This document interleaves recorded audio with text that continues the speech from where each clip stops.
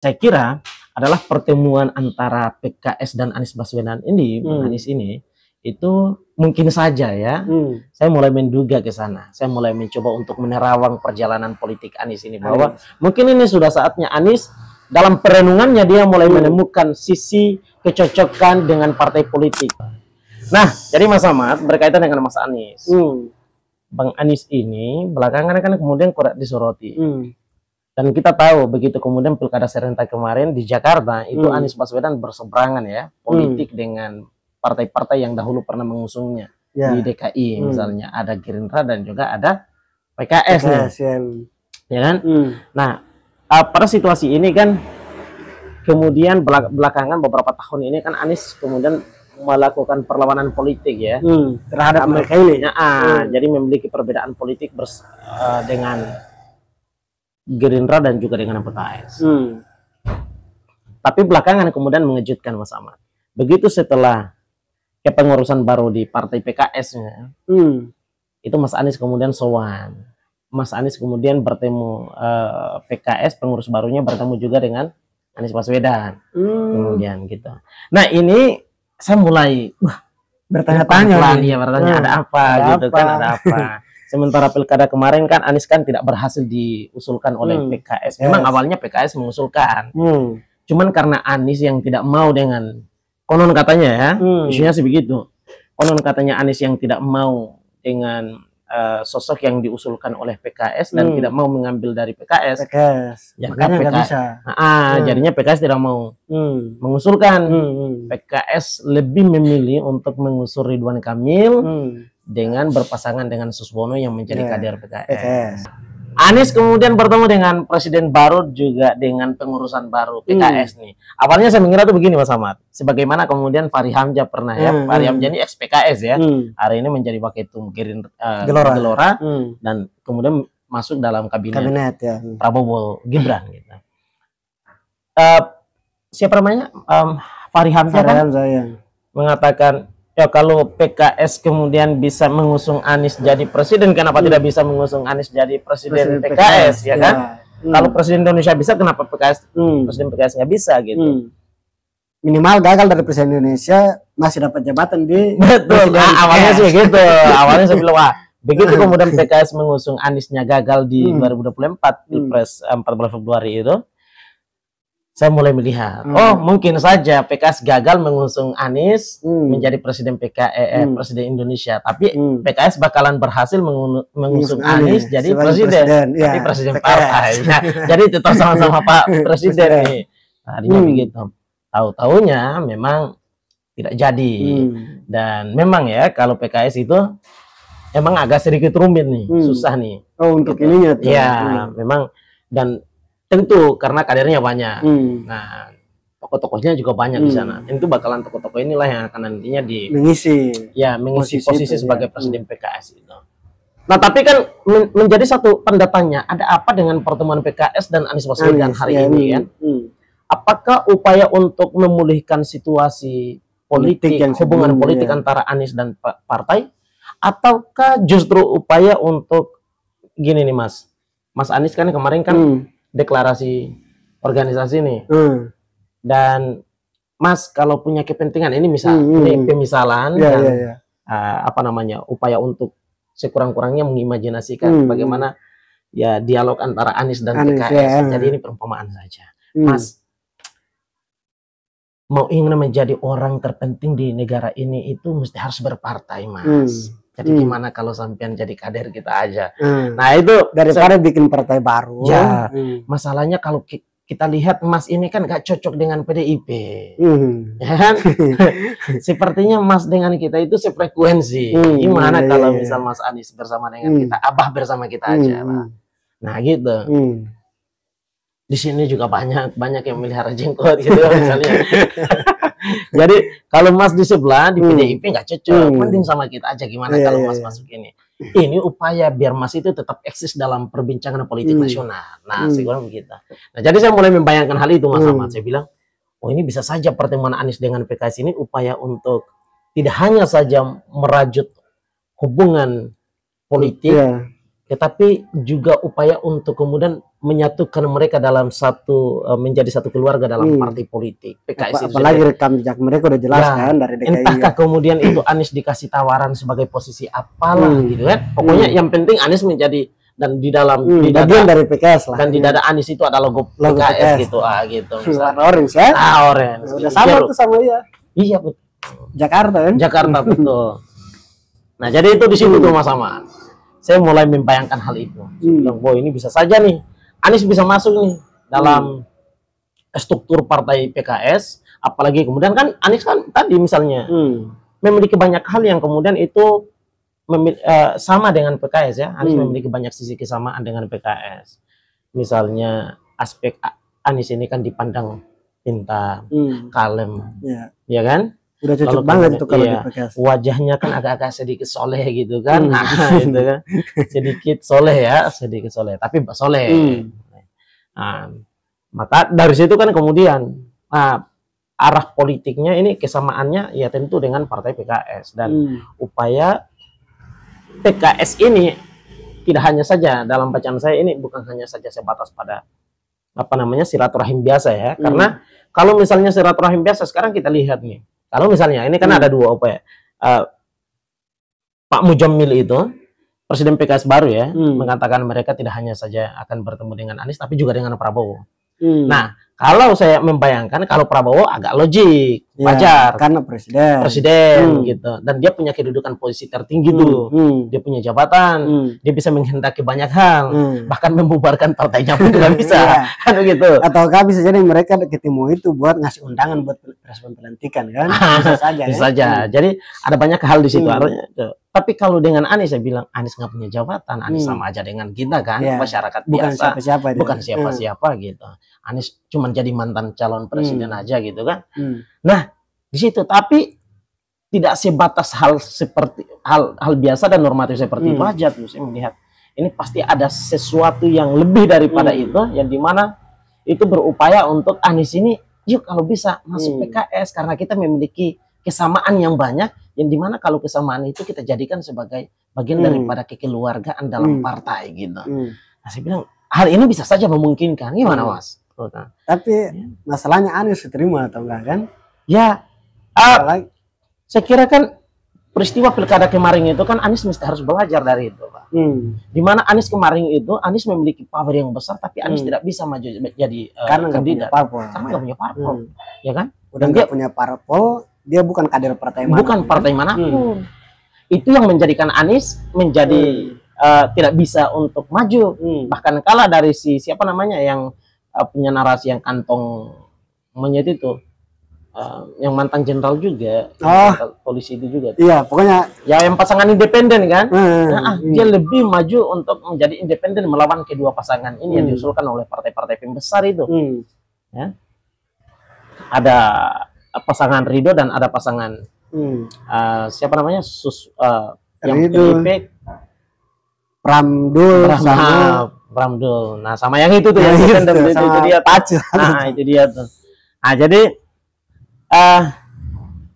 saya bilang ya peristiwa ini itu memang sudah menjadi catatan paling terpenting bagi Anies untuk harus memperbaiki bagaimana cara dia dalam berpolitik di Indonesia. Jangan idealis terus. Ya, kalau idealis mending nggak usah maju.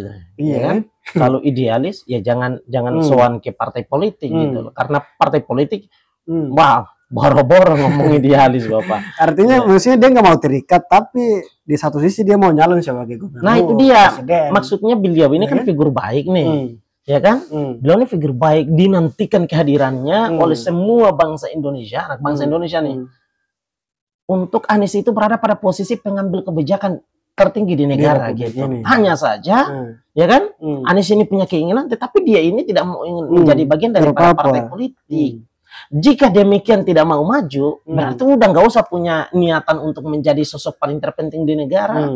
YouTube aja udah iya selain jadi kreator udah jadi akademisi aja gitu ya kan sudah mentongnya jadi akademisi aja, perbaiki saja sistem pendidikan di Indonesia dengan menjadi bagian paling terpenting dan tertinggi dalam satu universitas tertentu atau kemudian Anies sudah bangun aja universitas kan begitu lembaga-lembaga pendidikan atau swasta aja dia nggak mau berparpol itu karena punya trauma terhadap partai politik tertentu kali ya. Masalahnya enggak, kalau Anies itu punya trauma dengan partai politik tertentu, ya kan sama aja Pak. Nggak usah nyalon yang dimana dalam posisi menjadi bagian daripada calon itu ya tentu membutuhkan dorongan partai politik.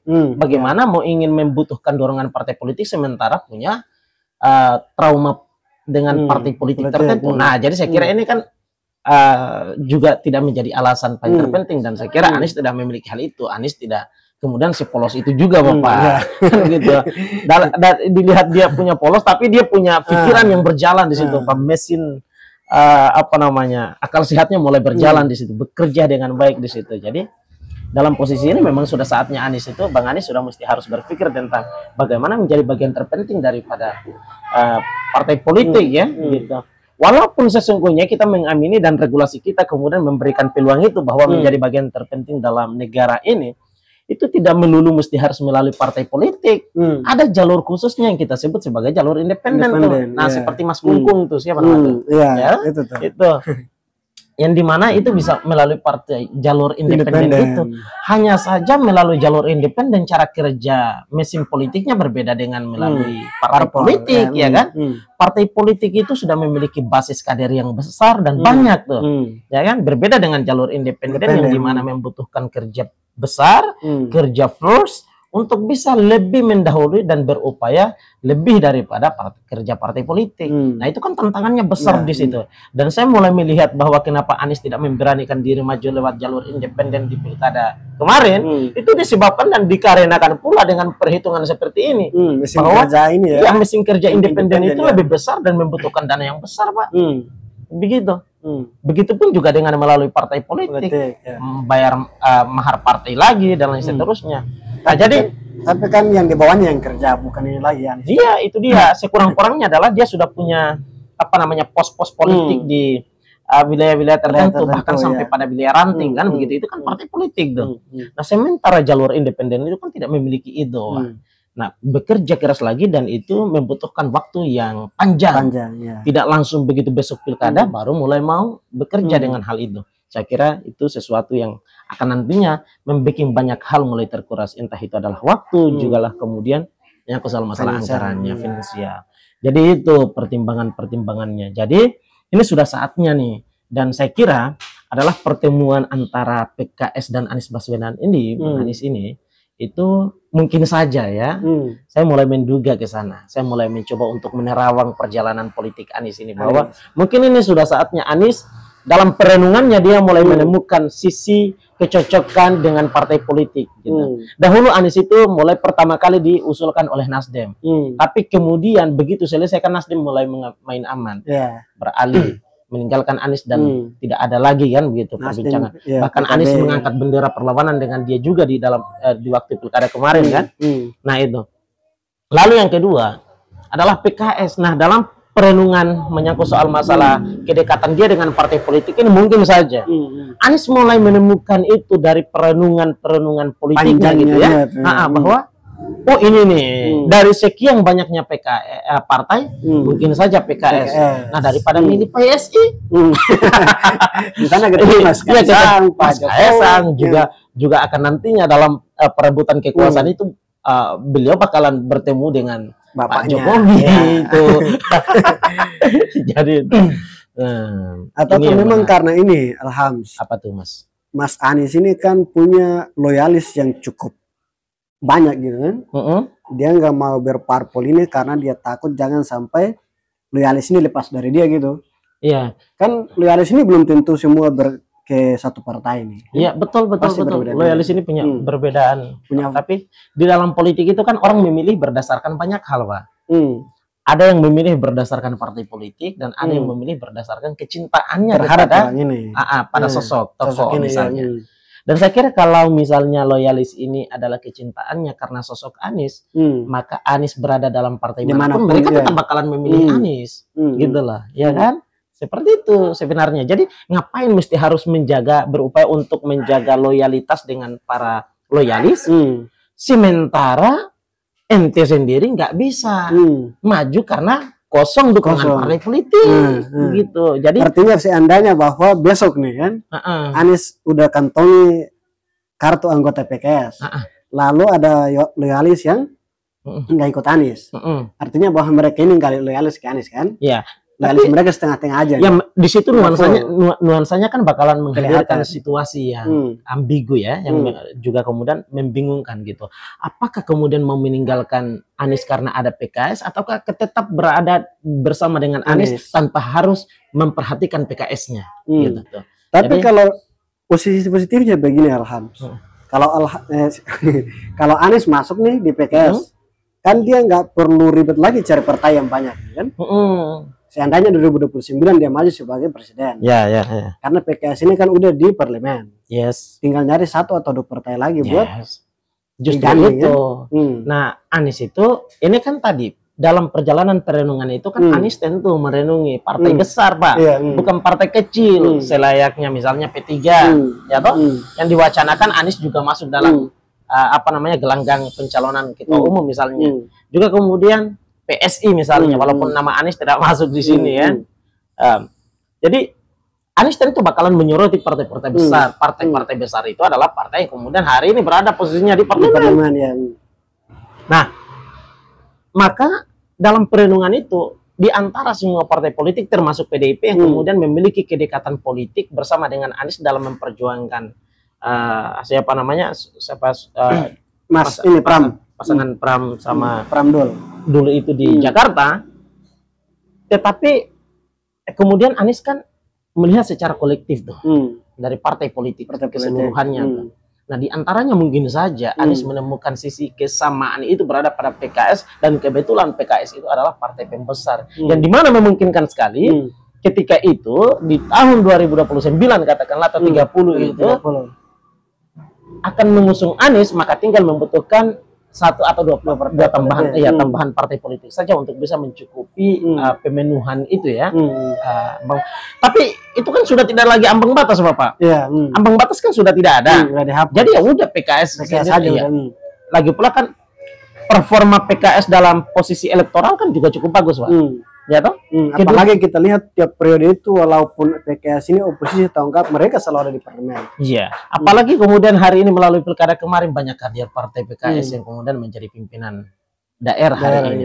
Artinya cukup memungkinkan sekali. Gitu loh. Anies ya bisa maju kalau cuman hanya PKS saja gitu. Ya lagi pula kemudian basis PKS juga banyak. Ya toh? Dan tersebar di mana-mana. Nah, seluruh Indonesia gitu loh.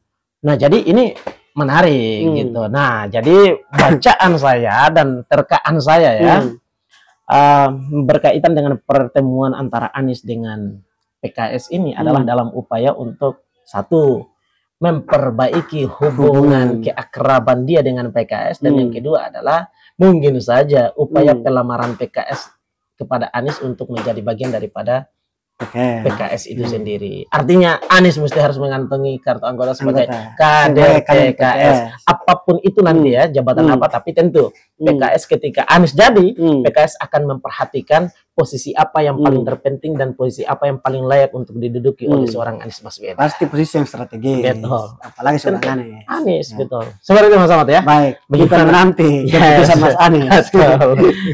Ya, kita nantikan juga ya proses perjalanan ke depannya, apakah kemudian Anies berhasil menjadi kader partai dan PKS menjadi pilihan yang paling tepat, ataukah ada perubahan pilihan di situ, ataukah kemudian ada partai lain yang menjadi pilihan Anies yang paling layak dianggap oleh Anies untuk kemudian. Tapi kalau partai lain saya rasa berat sih. Ya, bisa. Apalagi kalau masuk ke PDIP, banyak kadernya yang siap. Waduh, Pak. Mending aja di PKS, Pak. Jadi jalannya lillahi ta'ala. Lillahi ta'ala. Seperti itu. Oke. Tuangkan pendapat rekan-rekan sekalian di kolom komentar. Kita diskusi di sana. Terima kasih banyak. Pak Samad, thank you.